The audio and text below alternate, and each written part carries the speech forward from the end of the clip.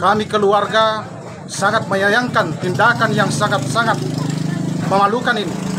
Dan kami keluarga mengutuk keras tindakan ini. Halo guys, balik lagi dalam channel gua. Guys, hari ini gua akan menceritakan tentang misteri kematian pasangan suami istri.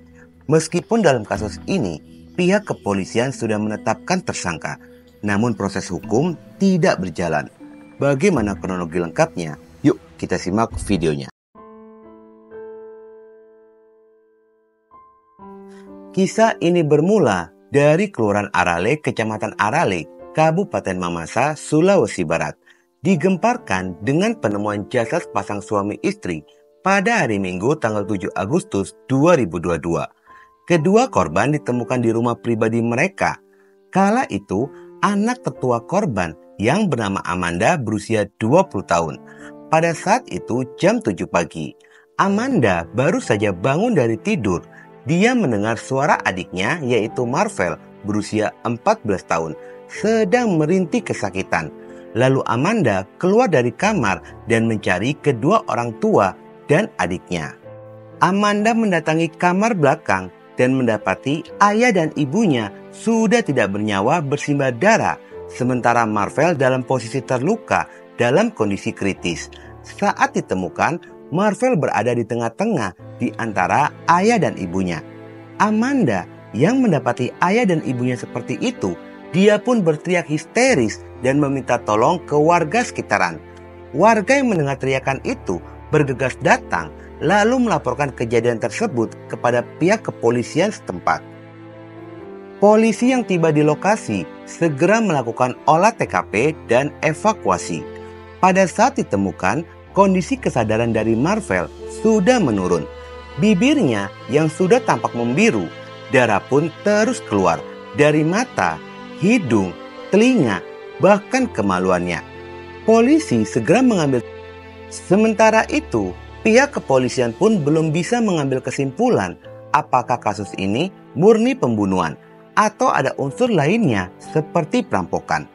Diketahui jika korban pria ini bernama Pore Padang, berusia 54 tahun, seorang kepala sekolah di SMAN 2 Buntu Malangka. Sementara istrinya bernama Sabriani, berusia 50 tahun. Kedua tubuh korban pun segera dievakuasi menuju puskesmas tempat untuk dilakukan pemeriksaan tubuh luar korban. Dari hasil visum ditemukan adanya sejumlah luka pada bagian kepala kedua korban. Luka-luka itu didapat akibat sajam dan pukulan benda tumpul. Pada sisi lainnya, setelah polisi melakukan olah TKP, polisi mendapati jika uang korban yang hilang sebesar 10 juta rupiah. Uang tersebut dari hasil usaha yang dikelola oleh Amanda.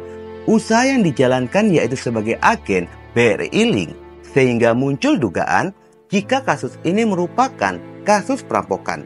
Pihak kepolisian pun mengaku terus melakukan penyelidikan serta pendalaman kasus terkait kematian dari Pasutri ini. Dalam usaha mengungkap kasus tersebut, polisi sudah memeriksa 33 orang saksi guna mencari petunjuk. Namun usaha itu tidak berhasil dan pelaku pembunuhan pun masih menjadi misteri dan penuh dengan teka-teki. Selain itu, polisi mengaku telah menemukan adanya rekaman CCTV. Dari rekaman CCTV itu, polisi mendapatkan sosok yang dicurigai sebagai pelaku pembunuhan dan polisi masih mendalami keterlibatannya dengan pembunuhan ini. Tanpa terasa, penyelidikan polisi sudah berjalan 1 bulan lamanya. Namun polisi belum berhasil menangkap pelaku pembunuhan. Tidak adanya perkembangan pada kasus ini memancing publik melakukan aksi unjuk rasa di kantor Mapolda Sulawesi Barat pada hari Kamis tanggal 15 September 2022. Puluhan massa meminta kepada Kapolda untuk mencopot Kapolres Mamasa AKBP Hari Andreas bersama dengan jajarannya karena menilai kurang efektif kinerja dari Kapolres Mamasa dalam mengusut kasus ini. Apa yang kami sampaikan sedikit bisa memberikan pemahaman, bisa memahami apa yang telah kami lakukan. Yang pasti bahwa Penanganan kasus tindak pidana pembunuhan ini yang mengakibatkan almarhum Pore Padan meninggal dunia dan istrinya itu betul-betul kami lakukan dengan serius. Kita bekerja secara profesional dan proporsional. Seiring berjalannya waktu, kasus pembunuhan Pasatri Arale sudah berjalan 1 tahun lamanya, tepatnya tahun 2023. Pada tanggal 6 Agustus 2023, kasus pembunuhan ini pun kembali muncul ke permukaan dan publik kembali mempertanyakan hasil penyelidikan polisi selama 1 tahun. 2 minggu berikutnya, pada tanggal 23 Agustus 2023, pihak kepolisian pun mengaku sudah menangkap pelaku berinisial S yang diduga sebagai pelaku pembunuhan. Kabid Humas Polda Sulawesi Barat, Kombes Pol Syamsur Ridwan mengatakan jika polisi sudah menemukan 2 alat bukti, namun tidak dijelaskan secara rinci alat bukti yang dimaksud oleh polisi. Pada awal penangkapan, keluarga tersangka sempat melakukan penolakan pada saat pelaku akan diamankan. Namun setelah dilakukan diskusi, akhirnya keluarga menyerahkan pelaku S untuk diperiksa oleh polisi. Polisi mengaku tidak menutup kemungkinan masih ada pelaku lainnya yang turut terlibat dalam kasus pembunuhan serta perampokan tersebut. Sementara pihak keluarga dari korban mengaku tidak mengenal dekat, namun keluarga mengenali akan sosok dari tersangka S ini. Kesulitan polisi mengungkap fakta ini bukan hanya minim bukti dan petunjuk saja, melainkan kesaksian dari Marvel, anak korban yang turut menjadi korban. Marvel sebagai saksi kunci atas kasus tersebut selalu berubah-ubah dalam memberikan kesaksian, sehingga polisi pun sangat kesulitan untuk mencari sosok dari pelaku pembunuhan tersebut. Dalam usaha pengungkapan kasus ini, total berjumlah 80 orang saksi yang telah diperiksa oleh polisi. Dan dari keterangan itulah, polisi menetapkan jika pembunuhan tersebut merupakan pembunuhan tunggal. Penangkapan serta penetapan tersangka oleh polisi menuai protes dari keluarga tersangka.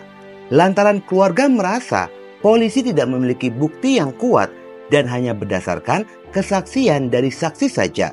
Dan keluarga pun mempertanyakan apakah benar keterangan dari saksi tanpa adanya bukti kuat atas keterlibatannya.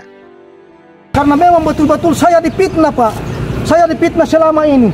Saya dipitnah. Betul-betul saya dipitnah. Iya, demi Tuhan ini, Pak, dituduh tanpa barang bukti, tanpa melakukan sesuatu hal, pembunuhan, perampokan. Masa saya dituduh, Pak? Ditersangkakan. Polemik mengenai kasus ini pun terus bergulir hingga pada bulan Desember 2023. Meskipun polisi sudah menetapkan tersangka, namun berkas pada kasus ini pun belum bisa diserahkan kepada pengadilan lantaran jaksa menilai jika bukti yang dimiliki oleh polisi masih kurang dan minim. Sehingga dengan bukti tersebut, polisi belum bisa menjerat tersangka S ke proses pengadilan. Jaksa menilai polisi harus mencari bukti lainnya untuk bisa menaikkan kasus ke tingkat kejaksaan. Sudah dilempari di Polsek Wonomulyo, ditendang, diinjak-injak, ditempelin kiri kanan, disiram air, dilempar anuku, dadaku, untung saya tidak. Masih Tuhan lindungi saya. Disuruh mengaku, Pak? Iya, saya disuruh mengaku. Apa saya akui, Pak? Tidak ada. Saya bilang bunuh saja, Pak, tembak saja. Iya, tembak saja saya. Karena memang tidak pernah melakukan, tidak pernah lihat. Sementara itu, polisi masih sangat kesulitan untuk bisa memenuhi permintaan dari jaksa. Dan polisi belum bisa menemukan bukti lainnya. Sehingga tersangka S dikenai tahanan kota dan wajib lapor selama polisi mencari bukti baru. Hingga kini, kasus ini pun masih ngambang dan tidak ada kelanjutan pemberitaan mengenai kasus tersebut. Apakah polisi telah menemukan bukti dan berlanjut ke proses hukum atau kasus ini masih berjalan di tempat? Minta kejelasan kenapa tiba-tiba dijadikan tersangka tanpa ada alat bukti. Untuk ada saksi-saksi, apakah itu bisa dipercaya kesaksiannya? Apakah benar? Apakah benar? Jadi minta tolong semua ini karena kami juga ini pihak keluarga akan menuntut balik. Yang kami akan tuntut mulai dari pemukulan di Polsek Wonomulyo sampai dengan pencemaran nama baik. Karena kenapa pencemaran nama baik? Kenapa tiba-tiba tersangka tanpa harus ada alat bukti?